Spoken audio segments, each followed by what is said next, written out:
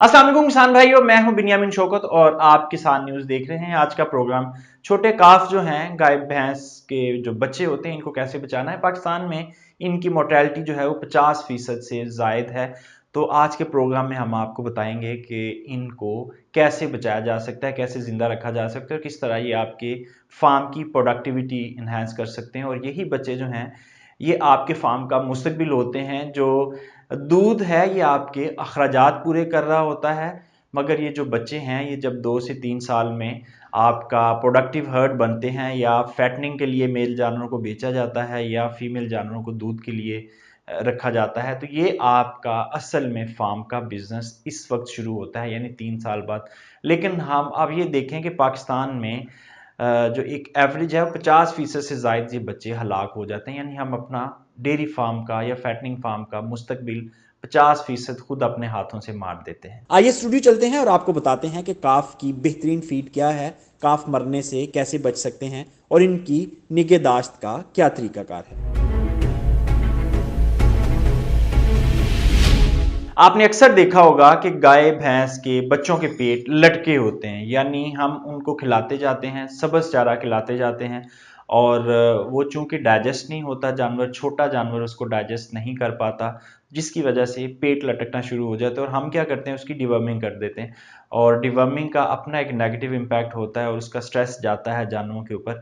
तो वो आहिस्ता आहिस्ता एक तो जानवर कमज़ोर हो रहा होता है, सब्ज़ चारा खा रहा होता है छोटा बच्चा, तो दूसरा उसका डाइजेस्ट नहीं होता, पेट लटक रहा होता है, तीसरा अंदर ही अंदर वो कीड़े बन रहे होते हैं जो उसका स्टोर हो रहा होता है सब्ज़ चारा, जिसकी वजह से जानवर आहिस्ता आहिस्ता बैठ जाता है और हमें स्लाटर करना पड़ता है। तो ये सारी कहानी बताने का मकसद ये है कि कभी भी गाय का बच्चा हो या भैंस का बच्चा हो, आप 3 माह से पहले उसे सब्ज़ चारा मत दें। पेट भर के खाने के लिए सब्ज़ चारा मत दें। इस एज के लिए जो आप फिर जानवरों को, तो फिर छोटे बच्चों को क्या देना चाहिए। आइए आपको इसकी मैं पूरी डिटेल एक चार्ट दिखाता हूं, जिसके मुताबिक आप देख सकते हैं कि छोटे बच्चों को किस एज में कितना दूध चाहिए और किस एज में कितना काफ स्टार्टर चाहिए। काफ स्टार्टर कोई महंगी चीज़ नहीं।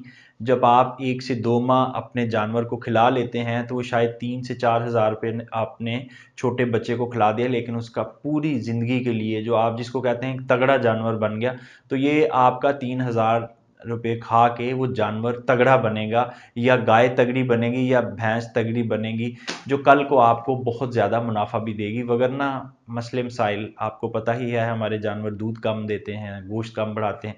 तो इस उम्र में जो छोटी उम्र होती है उसी में ही प्रॉब्लम्स आते हैं, हम फीड ठीक नहीं करवाते गाय भैंस के बच्चों को। तो आइए मैं आपको काफ के बारे में जो फीड का एक चार्ट है वो दिखाता हूँ।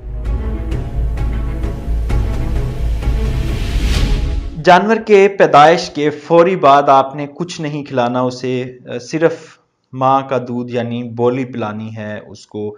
फर्स्ट टाइम में थोड़ी सी बोली पिलानी है, फिर आहिस्ता आहिस्ता उसकी मिकदार बढ़ती जाएगी और पहले दिन किसी किस्म की कोई और चीज़ नहीं देनी और कोशिश करना है कि पहले आधे घंटे में उसको बोली पिला दें, ताकि उसका जो र्यूमेन है यानी मैदा है उसमें टिश्यू डेवलप होना शुरू हो जाएं, जिसने आगे जाके सारी ज़िंदगी उसको चारे को डाइजेस्ट करना है। 1 से 7 दिन के लिए बच्चे को 2.5 लीटर दूध चाहिए।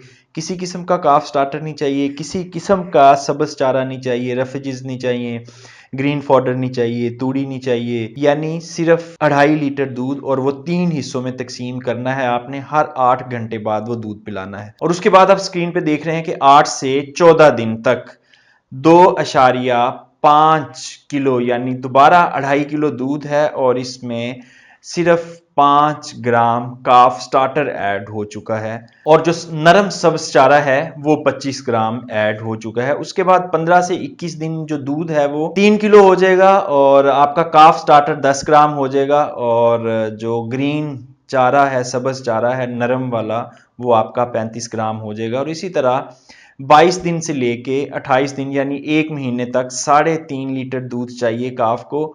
3 हिस्सों में तकसीम करना है, 3 हिस्सों में तकसीम करके यानी 1 लीटर और कुछ ग्राम वो आएगा।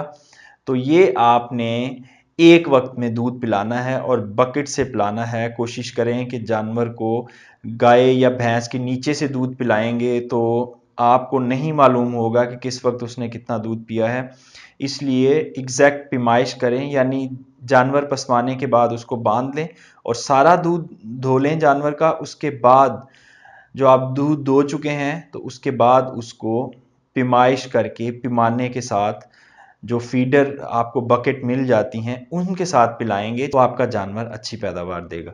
तो यानी 1 महीने तक आपने 3.5 लीटर दूध और 20 ग्राम काफ स्टार्टर, उसके अलावा 50 ग्राम आपने चारा देना है। इसी तरह 1 महीने से 40 दिन तक दूध 3 किलो हो जाएगा और जो काफ स्टार्टर है वो 60 ग्राम हो जाएगा और इसी तरह चारा भी 60 ग्राम हो जाएगा। और इसी तरह आपने 84 दिन तक, 70 से 84 दिन तक आपका दूध बिल्कुल ख़त्म हो जाएगा और काफ स्टार्टर जो है वो 1.5 किलो तक चला जाएगा और इसी तरह सब्ज़ चारा भी 1.5 किलो तक चला जाएगा। यानी आप 80 दिन के बाद अगर दूध ना भी पिलाएं जानवर को तो कोई मसला नहीं है, लेकिन जहन में रखें कि काफ स्टार्टर 1.5 किलो तक देना ही देना है।